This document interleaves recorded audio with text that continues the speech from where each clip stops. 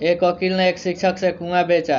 अगले दिन वह वकील मास्टर जी के पास जाकर बोला कि मैंने कुआं बेचा है, उसका पानी नहीं, उसमें से पानी लोगे तो अलग से पैसा लगेगा। उस शिक्षक ने बोला, वकील साहब मैं आपके पास आने ही वाला था कि जल्दी से कुएं का पानी खाली कर लीजिए, नहीं तो कल से किराया लगेगा। गुरु गुरु होता है।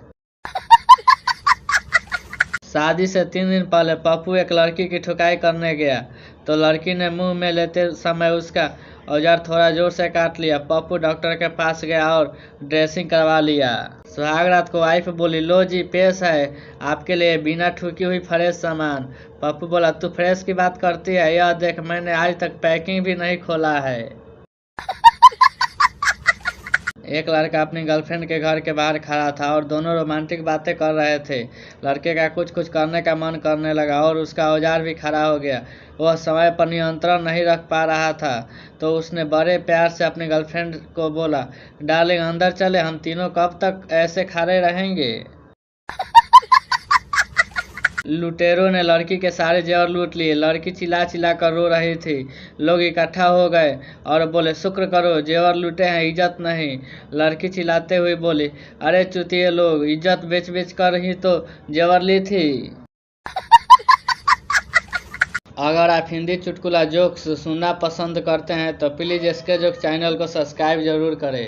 एक बॉयफ्रेंड अपनी गर्लफ्रेंड के साथ बॉक्सिंग का मैच देखने गया।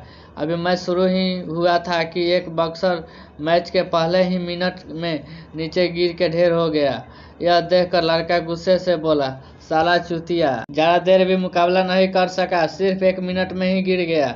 लड़के की बात सुनकर लड़की उसकी तरफ देखकर बोली, अब एहसास हुआ तुम्हें भी कि मुझे कैसा महसूस होता होगा जब तेरा पहले ही गिर जाता है तो। पप्पू हनीमून की रात बीवी से, इतना घबरा क्यों रही हो जान। बीवी, मुझे सुहागरात के बारे में कुछ पता नहीं है। पप्पू बोला, बस इतनी सी बात। औजार की तरफ इशारा करते हुए बोला, इसे कैदी बोलते हैं। बीवी की सामान की तरफ इशारा करते हुए पप्पू बोला, इसे जेल कहते हैं, बस कैदी को जेल के अंदर बाहर करना है। बीवी बोली, बस इतनी सी बात, चलो शुरू करते हैं। पप्पू चढ़ जाता है और तसल्ली से सेटिंग करता है और बाद में थक कर एक तरफ लेट जाता है। बीवी थोड़ी देर बाद, सुनो जी जेल खुली है और कैदी बाहर है। पप्पू फिर चढ़ जाता है और दबा के ठोकता है और पास में लेट जाता है। थोड़ी देर बाद बीवी का फिर से मन हो जाता है। बीवी फिर बोलती है, सुनो जी जेल खुली है, कैदी को अंदर डालो। पप्पू बेचारा हिम्मत करके फिर से चालू हो जाता है और पसीने से लथपथ होकर लेट जाता है, लेकिन बीवी थोड़ी देर बाद फिर से गर्म हो जाती है। सुनो जी जेल खुली है और कैदी बाहर है। पप्पू गुस्से से बोला, अरे हरामजादी, थोड़ी देर बाहर की हवा खाने दे, उम्र कैद थोड़ी हुई है। एक औरत को बाजार में पीछे से किसी ने उंगली कर दी और वह छुप गया। पीछे एक 65 साल का बूढ़ा खड़ा था। औरत बोली, बाबा जी मिस कॉल आपने दी। बाबा बोले, मेरा तो बैलेंस ही खत्म है। शांता पूरी तरह शराब के नशे में धुत था। वह रात को अचानक नींद में रोने लगा, मेरा खो गया, मेरा खो गया। पत्नी बोली, चुपचाप सो जाओ और मेरी पैंटी से हाथ निकालो। एक बार शांता डॉक्टर के पास जाता है और अपनी परेशानी उसे बताता है।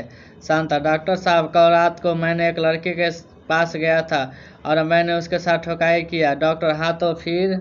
शांता बोला, डॉक्टर साहब परेशानी यह है कि जब से मैंने उसके साथ ठोकाई किया है उसके बाद से मुझे पेशाब नहीं आ रहा है। शांता की बात सुन डॉक्टर उसका परीक्षण करता है और उसके बाद शांता से कहता है, साले भोसरी के, ठोकाई करने के बाद कंडोम तो तूने उतारा नहीं तो पेशाब का तुझे घंटा आना है।